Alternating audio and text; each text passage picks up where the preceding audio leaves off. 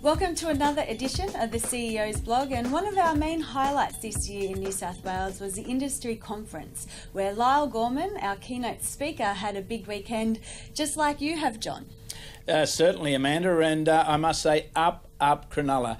Yes, Lyle Gorman was inspirational at our industry conference. All the delegates that were there certainly took something away and have continued to talk about him right through until this past weekend when the mighty Sharks broke that hoodoo, 50 years in the competition. They've finally won a premiership.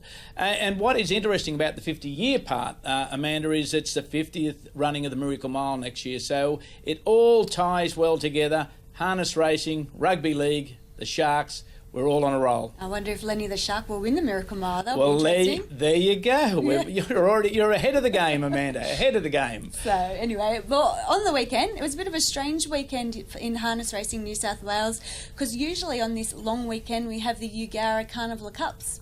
Yeah, the Canola Cup. Unfortunately, this year, the unprecedented weather that we've been experiencing certainly made it difficult for the club, and they made the right decision in abandoning the Canola Cup for this year. But it'll be back in 2017, bigger than better than ever.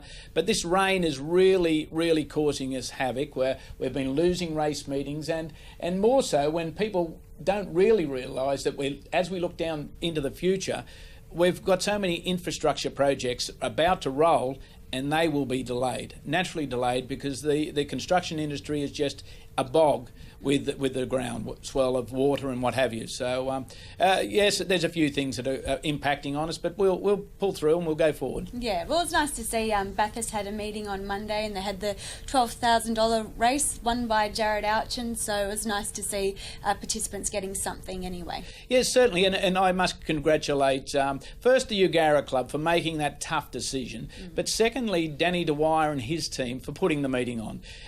Some horses couldn't be worked naturally, but some were worked, and we've got a commitment to get our prize money out to people.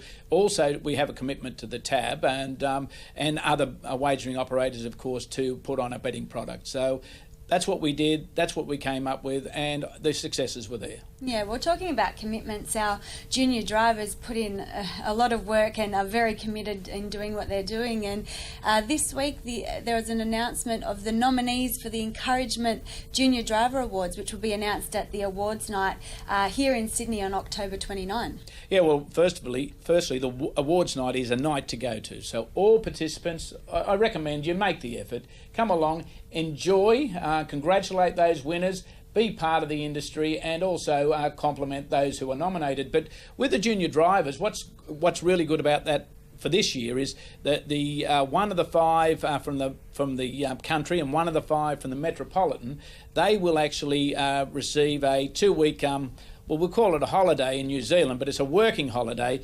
working with the leading trainers over there to broaden their horizons, to gain more experience. So they are the two prizes that are available, and we have some very worthy nominees in that area. Yeah, I've got the nominees here. So for the Country Junior Driver Encouragement Awards, the nominees are Brad Elder, Jason Grimson, James Harding, Peter McRae and Tom Pay.